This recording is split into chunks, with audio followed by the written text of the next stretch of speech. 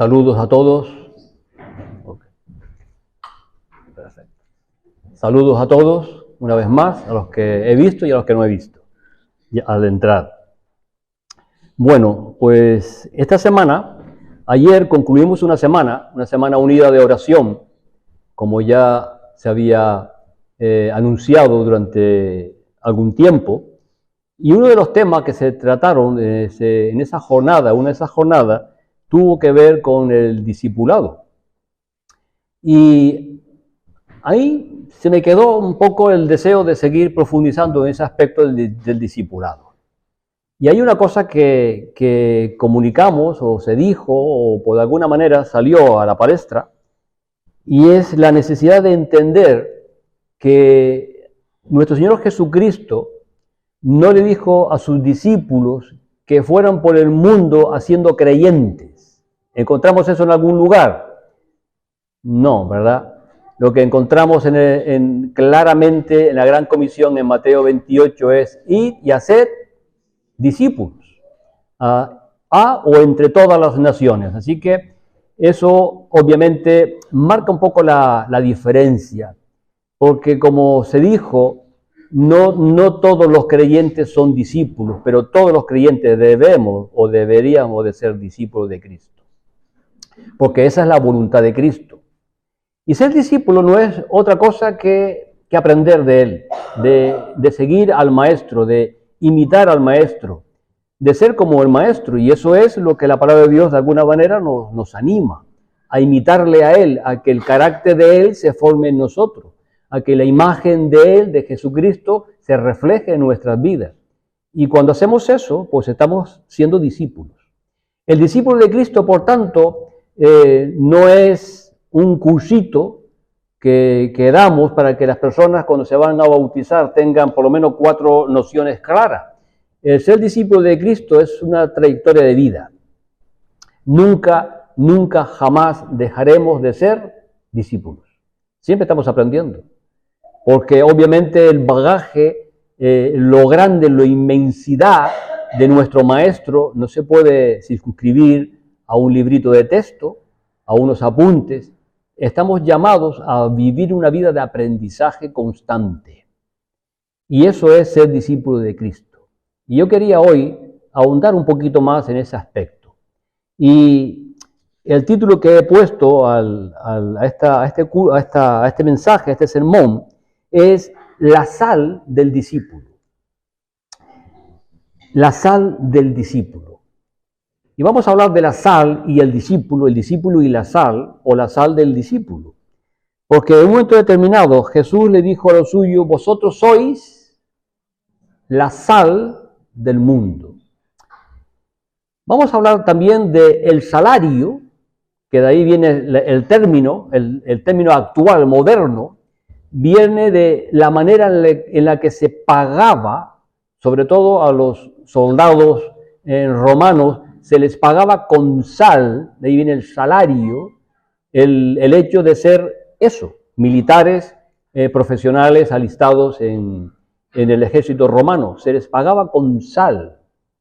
Y vamos a hablar también del salario como paga y al mismo tiempo como costo del discipulado. Vamos ahí empezando a tratar este asunto y nos vamos a Lucas capítulo 14, versículos 25 al 33. Lucas capítulo 14, versículos 25 al 33. Y vamos a ver ese salario como paga y al mismo tiempo como costo del discípulo. Porque Jesús comienza hablando de lo que cuesta seguir a Jesús. ¿Se acuerdan ustedes cuáles fueron los principios que Jesús dejó claro para todo aquel que quería seguirle, para todo aquel que quería identificarse con él? Todo aquel que quiera venir en pos de mí. ¿Cómo comenzaba el relato? Niéguese a sí mismo. Segundo, tome su cruz. Tercero, tome su cruz cada día. Muy bien, la matización, ¿verdad? Eso es importante, tome su cruz cada día, porque algunos lo hacen en Semana Santa. En Semana Santa hay algunos que cargan una cruz y se creen que con eso ya tienen resuelto el año, ¿no? Han cumplido. No. Algunos creen que es solamente los domingos, cuando hay que comer la cruz, y algunos le echan la culpa a la suegra, que es la cruz. o a un marido o a una mujer, según qué. No, la cruz es una identificación con Jesucristo hasta la muerte, si fuere necesario. Eso es lo que tiene que ver con esa terminología. El alcance de tomar la cruz es, me identifico con Cristo hasta las últimas consecuencias. Eso es parte del discipulado. Y Jesús comienza hablando de esto. Pero vamos a ver cómo termina. Dice el versículo 25, que grandes multitudes iban con él, y volviéndose les dijo, si alguno viene a mí, y no aborrece a su padre y madre y mujer e hijos y hermanos y hermanas y aún también su propia vida, no puede ser mi discípulo. Bueno, cuando uno lee esto, separado del contexto y ajeno a toda la interpretación y a todo lo que la palabra de Dios nos dice, dice, wow, lo que nos está diciendo aquí Jesús es que tenemos que aborrecer a todo el mundo. Aborrecer es literalmente colocar en un segundo plano. No es darle una patada a la familia, no es abandonar a la familia, es colocar en el lugar que corresponde a la familia, incluso la propia vida, cuando estamos frente a ¿quién? A la cruz de Jesucristo, a Jesucristo. Eso es lo que significa aborrecer. Esto hago un paréntesis para poder explicarlo, porque a veces se leen estas cosas y se sacan interpretaciones fatuas que no tienen nada que ver con el carácter de Dios. Estamos siendo llamados a amar a los nuestros, a cuidar de los nuestros, a respetar a los nuestros. Por lo tanto, tenemos que entender estas palabras de Jesucristo de la forma adecuada. Aborrecer, por tanto, es colocar en el plano que corresponde. ¿Quién es el que está por encima de todo? Seguro. Y eso tenemos que tenerlo seguro. Porque a veces, sí, ya, pero es que mi hijo, sí, ya, pero es que mi papá, sí, ya, pero es que mi mamá, sí, ya, pero es que mi marido, sí, ya. ¿Quién está por encima de todo? ¿Quién está por encima de todo? Es que yo no escucho nada. Jesucristo está por encima de todo. Es que quiero que se exprese correctamente las cosas. Y lo demás, en el orden que corresponda. Lo demás, en el lugar que corresponda. El que está casado, su esposa, su marido. Después, los hijos. Y así sucesivamente. Los hijos no pueden desplazar al esposo o a la esposa. No pueden. Porque ¿cómo se empezó esa familia? ¿Quién comenzó esa familia? El hombre y la mujer se unirán. Al final, los hijos, ¿a dónde van? Cada uno coge alas y ¿quién queda? Queda el matrimonio. Por lo tanto, cuidado con el desorden, cuidado con colocar donde no se debe, empezando por poner a Jesucristo en el lugar que corresponde. Y Jesucristo continúa diciendo esto. Y el que no lleva su cruz y viene en pos de mí, no puede ser mi ¿qué? Mi discípulo. Fíjese que el carácter de Jesús, la idea de Jesús, el mensaje de Jesús, no ha variado en absoluto. Porque ¿quién de vosotros? Y ahora comienza hablando del costo del discípulo. ¿Quién de vosotros, queriendo edificar una torre, no se sienta primero y calcula los gastos a ver si tiene lo que necesita para acabarla?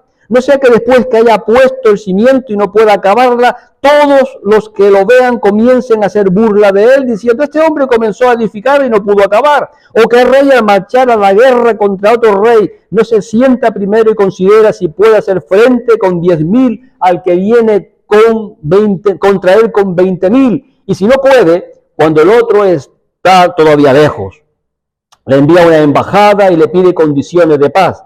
Así pues, cualquiera de vosotros que no renuncia a todo lo que posee no puede ser mi discípulo. Pero el contexto nos dice que el texto que sigue forma parte del mismo contexto. Buena es la sal, o sea, buena es esta clase de discípulo. Buena es esta clase de discípulo que tiene claro cuál ha de ser el costo de seguir a Jesucristo, que lo evalúa constantemente, que sabe poner las cosas en su sitio, porque ¿qué tiene que ver la sal aquí? con el contexto si no entendemos la sal como discípulos. Jesús dijo a sus discípulos, vosotros sois la sal. La sal que es buena es la sal que entiende su posición, que entiende su lugar y que entiende el costo de seguir a Jesucristo. Es la sal buena. ¿Cuándo perdemos nosotros el sabor? Pues eso nos habla de los peligros del discipulado o de los peligros del discípulo. Cuando perdemos nuestra naturaleza preservadora. Y eso es lo que nos está enfatizando el verso 34. Buena es la sal, mas si la sal se hiciere insípida, ¿con qué se sazonará? Ni para la tierra ni para el muladar es útil, la arrojan fuera. El que tiene oídos para oír, oiga. ¿Cuál es el peligro del discípulo? El peligro del discípulo es perder su naturaleza, su esencia. Si Jesús les dijo a los suyos, vosotros sois la sal, si la sal no es sal, ¿qué estamos haciendo en este mundo? Si la sal ha perdido su capacidad preservadora, que es una función básica de la sal, ¿no? El preservar los alimentos. Pero es que la sal tiene otras funciones, aparte de preservar los alimentos. Da gusto, ¿o no? Hay una comida sin sal, ay, Dios mío. Los que hemos pasado por los hospitales sabemos lo que significa eso, ¿no?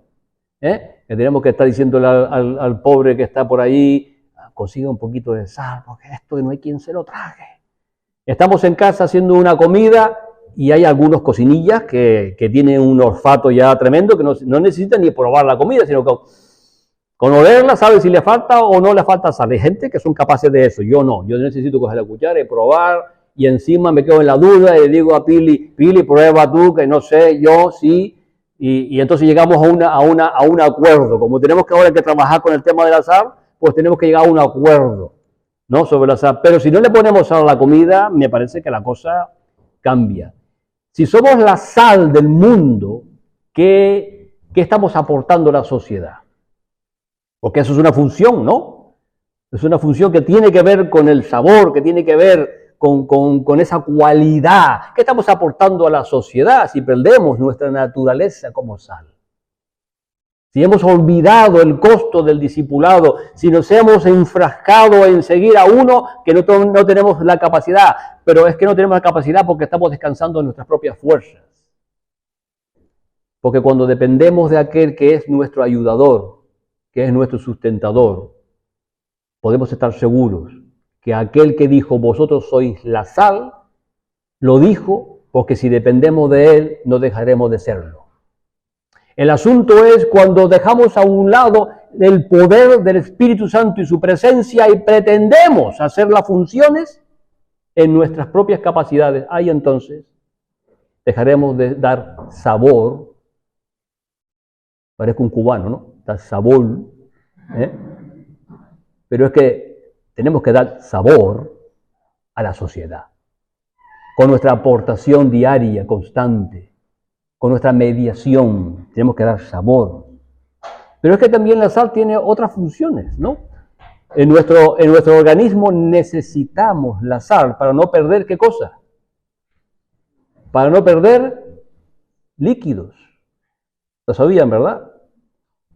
Había una costumbre ancestral que cuando llegaban los viajeros y eran recibidos en las ciudades, le daban pan y sal. Pan y sal. Se recibía a la gente y una manera de mostrar la hospitalidad era ofreciéndole pan y sal. Tú dices, bueno, hoy en día, oye, una Coca-Cola, ¿no? Después de un viaje a través del desierto, una buena Coca-Cola, una buena cervecita, pero ellos eran sabios. Además que no conocían la Coca-Cola y sus efectos negativos, eran sabios porque sabía que ese individuo había pasado por un camino, habían sufrido y su metabolismo necesitaba, ¿qué cosa? Sal, para poder equilibrar todos los contenidos, fluidos, minerales, etcétera, que hay en nuestra existencia. Eso nos puede ocurrir cuando tenemos algún mal de estómago. Y lo primero que nos manda es un suero. Y dentro de ese suero, ¿qué hay? Minerales y sales. Mire, cuando nosotros somos lo que debemos de ser dentro de la sociedad, estamos haciendo que la sociedad no se desintegre, porque la sociedad está perdiendo a puertas abiertas sus contenidos más valiosos. La sociedad en la que estamos fue fundada sobre principios. ¿De dónde dimanaban esos principios? Si uno empieza a analizar las constituciones de los países más avanzados, vamos a encontrar un rastro tremendo de la palabra de Dios ahí. Encontramos elementos que tienen que ver con la ley de Moisés. ¿Ustedes lo sabían? La ley de Moisés hablaba de las viudas, ¿lo saben? En la ley de Moisés hablaba del cuidado de los huérfanos. En la ley de Moisés se hablaba de la necesidad de cuidar al extranjero. En la ley de Moisés hay leyes que tienen que ver con la banca de entonces, el prestamista, el banco de hoy. Pues habían leyes que controlaban a los que prestaban dinero, que controlaban a los deudores para que no se empobrecieran. Estamos viviendo una sociedad que está abandonando esos principios y como consecuencia los ricos son cada vez más ricos y los pobres son más y más pobres. Y eso no lo digo yo, eso hace poco que lo vimos en un reportaje en televisión, un análisis, no sé si fue de un equipo de televisión, de un equipo de investigación, pero es una cruda realidad. Los ricos son más ricos y más ricos. La pandemia hizo millonarios a muchos españoles. Muchos españoles que no eran millonarios fueron millonarios gracias a las consecuencias y a las circunstancias de la pandemia. Eso es así. Pero resulta que la palabra de Dios dice no. Había periodos en los cuales había que devolver las tierras que habían sido vendidas, etcétera, para que no hubiera una pobreza extrema, sino pobrezas circunstanciales, puntuales. Y eso algunos dicen, por eso es comunismo, eso es socialismo. Pues no, eso es la palabra de Dios. No tiene nada que ver con las iniciativas humanas posteriores. Ese es el reflejo de lo que es el corazón de Dios, la palabra de Dios. ¿Cuál es el peligro del discípulo?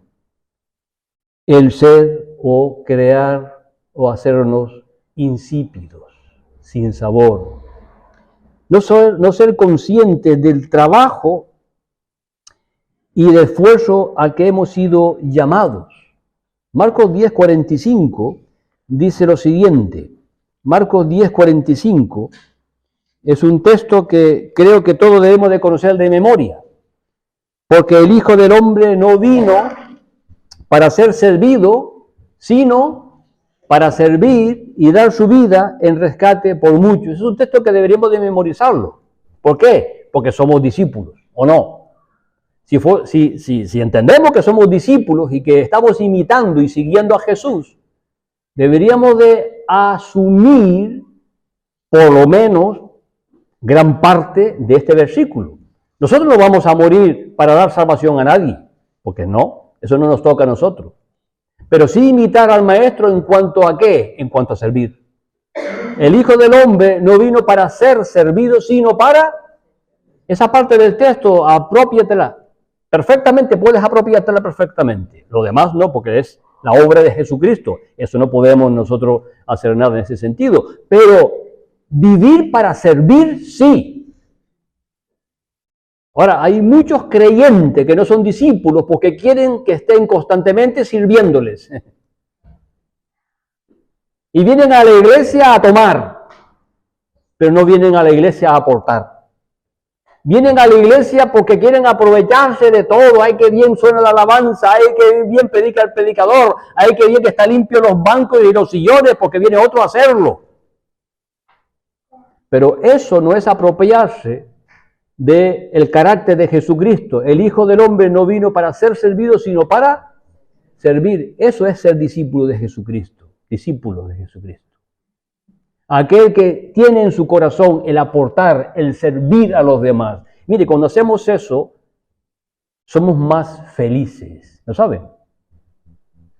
Desde el momento que cambia nuestro rol, nuestro chip mental, y en lugar de esperar ser servidos, venimos para servir, somos mucho más felices. ¿Y saben ustedes por qué? Porque cuando vienes con la intención de que te sirvan, vas a salir a veces hasta defraudado. Porque a lo mejor la alabanza no te gustó. A lo mejor la predicación del predicador de turno tampoco te agradó. A lo mejor que encontraste un papel en el suelo y te pusiste a mirar el papel en el suelo y dijiste, mira tú un papel en el suelo. Eso suele pasar mucho. Pero cuando vienes con la mente de ser aquello que Dios y Cristo quiere que seas, aunque se desafine la batería, que para que se desafine la batería hay que darle muy duro. Y también se desafina, porque hay que afinarla. Aunque hay algún problema, no, gloria a Dios. Aunque el predicador se trabuque, gloria a Dios. Aunque nos confundamos, gloria a Dios. Porque has venido con disposición ¿a qué? A servir. A servir. ¿Cómo puedo yo ser útil en esta congregación? Esa es una pregunta que debemos de hacernos, ¿no? El tercer peligro del discípulo es no ser de bendición, antes ser de tropiezo a otros. En este mismo Evangelio según San Marcos, pero en el capítulo 9, verso 42, dice, cualquiera que haga tropezar a uno de estos pequeñitos que creen en mí, mejor le fuera si se le atase una piedra de molino al cuello y se le arrojase en el mar. Cualquiera que haga tropezar a uno de estos pequeñitos. Y esto obviamente para poder entender este texto tenemos que retroceder al verso 37, donde hubo algo que generó una controversia. Verso 33, y llegó a Capernaum y cuando estuvo en casa les preguntó, ¿qué disputabais entre vosotros en el camino? Mas ellos callaron porque en el camino habían disputado entre sí quién había de ser el mayor y por vergüenza nadie abrió la boca.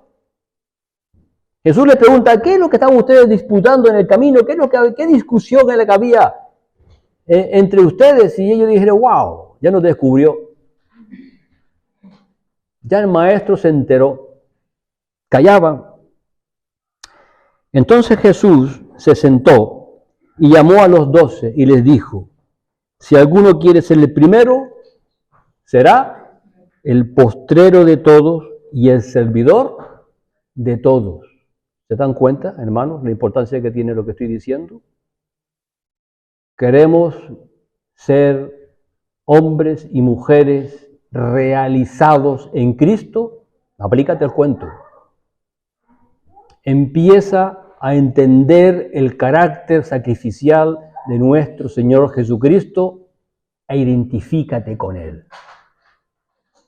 Y Jesús toma un niño, lo pone en medio de ellos y tomándolo en sus brazos les dijo, el que recibe en mi nombre a un niño como este, me recibe a mí, y el que a mí me recibe, no me recibe a mí, sino al que me envió. ¿Qué es servir a Dios? Pues servir a Dios es algo tan delicado como recibir en los brazos a un niño. Servir a Dios es algo tan especial que es dedicar tus fuerzas y tu atención a alguien que no puede darte nada, porque ¿qué puede darte un niño a cambio de tu atención? Pero hay que ver cuánto recibimos cuando un niño se siente amado y cuidado. No nos paga, pero no nos hace falta. Porque cuando un niño es cuidado, es amado, es mimado, cuando recibimos a un niño, simplemente los ojitos que nos pone, la miradita que nos echa, es más que suficiente para decir, wow, vale la pena recibir a un niño. Por eso dice Jesús, el verso 42, Cuidado con lo que hacemos. No seamos de tropiezo. Cualquiera que haga tropezar a uno de estos pequeñitos que creen en mí, mejor le fuera si se le atase una piedra de molino al cuello y se lo arrojase en el mar. Debemos de ser hombres y mujeres de bendición y nunca de tropiezo. De hacer aquello que el Señor nos manda sin esperar nada a cambio. Coger un bebé en los brazos, atender a un necesitado. Eso no esperes nada a cambio, sino simplemente la gratificación de hacer aquello que Dios quiere que tú hagas. Y cuando hacemos aquello que Dios quiere que tú hagas, ya con eso puedes darte por cobrado. Ese es el salario que debemos de esperar de parte del Señor. El bien, buen siervo y fiel. En lo poco fuiste fiel, en lo mucho te pondré. Y para eso termino repasando un momento el llamado del maestro. Y el llamado del maestro tiene tres cosas que debemos de tener siempre presente. Primero, como discípulos debemos de ponernos a sus pies. Eso era la costumbre de aquellos tiempos. El discípulo se situaba a los pies. En el caso de Jesús de Nazaret, eso era realmente tan rompedor. Rompía los esquemas de su tiempo porque permitió que mujeres se pusieran a sus pies, mujeres como María, que eran discípulas de Jesucristo, mujeres como Marta, mujeres como María Magdalena, aquellas que fueron las que dieron testimonio de que Jesús había resucitado, gloria a Dios. Eso, dentro de su contexto, no era viable. Pero Jesús lo permitió. Es más, Jesús les ordenó a ellas que fueran y dieran testimonio de su resurrección. Pero mire, es que las mujeres hace 2000 años en esa cultura no tenían voz ni voto y mucho menos podían dar testimonio en un juicio. No, su testimonio no era acepto porque eran simplemente mujeres. Pero Jesús cambia las normas del reino de los cielos. Y le dijo a las mujeres, id vosotras. No esperó que llegara un varón. No, le dijo a ellas, id vosotras. Jesús el Maestro admite a las mujeres a sus pies. Y tenemos que dar gloria a Dios por eso. Así que todos podemos ser discípulos y discípulas de Jesucristo. Todos podemos estar a sus pies y debiéramos estar a sus pies constantemente, aprendiendo de Él. El llamado del Maestro implica también dependencia del Espíritu Santo. Él os enseñará todo lo que yo os he dicho. Él os recordará todo lo que yo os he dicho. Sin la obra del Espíritu Santo era imposible escribir los evangelios. ¿Quién puede escribir los evangelios años después de los sucesos con tanta claridad, nitidez e inerrancia? Pues la obra del Espíritu Santo, obviamente.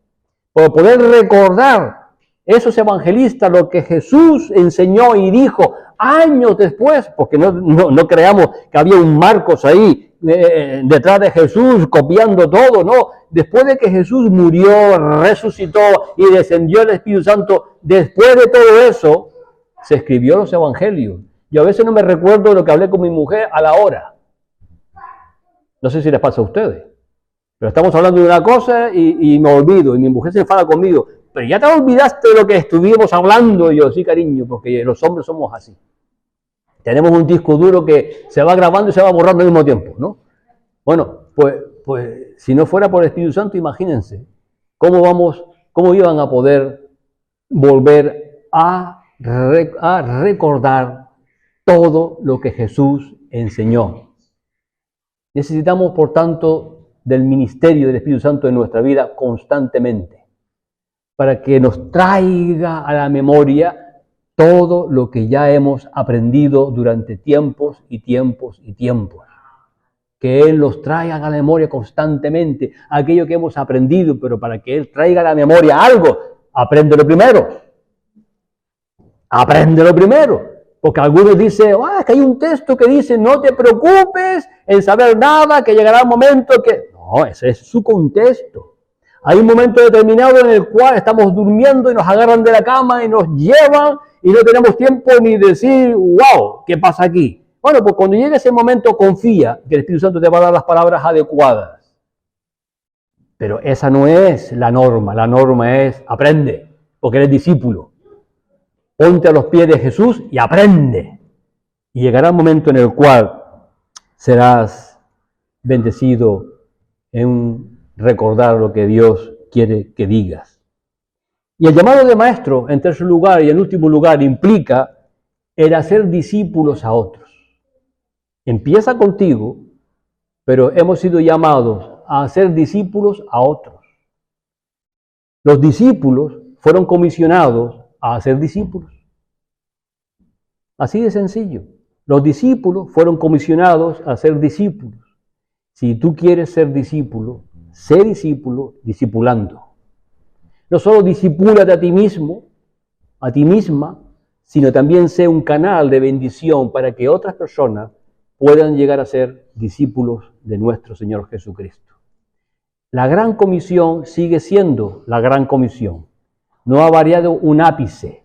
Ha variado las condiciones, ha variado muchas cosas, pero la palabra de Dios es eterna. El mundo pasará, las culturas pasarán, las modas pasarán, todo pasará, pero mi palabra, dice Jesús, permanecerá. El discípulo hace discípulos. Que el Señor nos ayude a entender esto para regocijo de nuestro Señor Jesucristo, aquel que nos ha enviado a eso. Limitémonos a hacer lo que Él quiere que hagamos y seremos hombres y mujeres felices porque estamos haciendo la obra que Dios quiere que hagamos. Que el Señor te bendiga.